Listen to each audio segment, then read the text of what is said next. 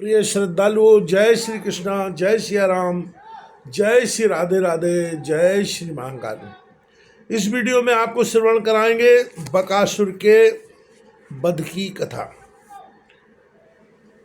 एक चक्रा नगरी में निवास करते जब बहुत दिन बीत गए, तब एक दिन कुंती को उस विप्र परिवार के रोने की आवाज़ सुनाई दी।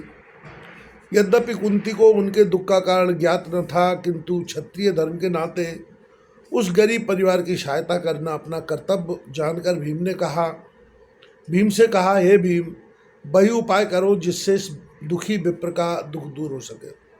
कुंती के वचन सुनकर भीम ने कुंती से प्रार्थना की कि मैं विप्र का दुख दूर करने को तैयार हूँ, किंतु पहले तुम उनके पास जाकर यह पता लगाओ कि उन पर कौन सी विपत्ति आई है।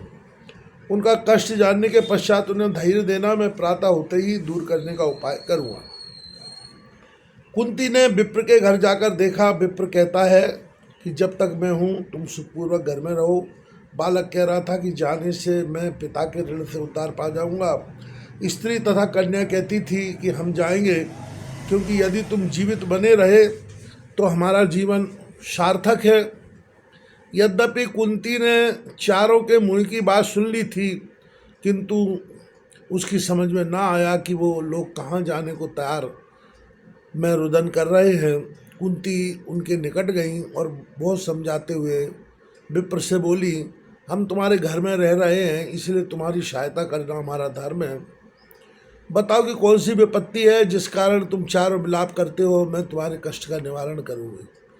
कुंती की बात सुनकर विप्र ने कहा, बकासुर दैत्य प्रतिदिन एक मनुष्य की बलि लेता है। 5 वर्ष पीछे एक घर की बारी आती है, उसी नियमानुसार आज हमारे घर से एक मनुष्य को जाना आवश्यक है।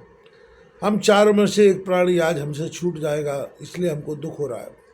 जब कुंती को विप्र परिवार के दुख का कारण ज्ञात हुआ तो वह बोली, तुम्हारे घर में पुत्र कन्या इत्यादि मिलकर 2 की गिनती है। अस्तु तुम में से किसी का जाना उचित नहीं है। इस नगर में रहने के लिए हमें अपने धर्मानुकूल एक बलि देना आवश्यक है, इसलिए मैं अपने पुत्रों में से भीम को दानव का आहार बनने के निमित्त भेज दूंगी। कुंती ने भीम को सब वृतांत सुनाया, जिससे सुनकर उनके क्रोध की सीमा न रही और उन्होंने बकासुर को मार गिराने का निश्चय कर लिया। भीम ने वन में जाकर जोर से हुंकार भरी, जिसे सुनकर बकासुर बाहर निकल आया और भीम के शरीर से लिपटा। बकासुर को युद्ध के लिए तैयार देख भीम ने उसे पकड़ लिया और एक वृक्ष उसके मस्तक पर दे मारा। युद्ध करते करते जब बकासुर थक गया तो वह ताल ठोककर भीम के सामने आ डटा। दोनों मल्लयुद्ध करने लगे। मल्लयुद्ध के कारण इतनी धूल उड़ी कि सूर्य भगवान तक छिप गए। भीम ने बकासुर को पृथ्वी पर पटक दिया और उसके गले को इतना दबाया कि बकासुर मर गया। इस तरह से बकासुर का वध किया और उस विप्र परिवार को छुटकारा दिलाया।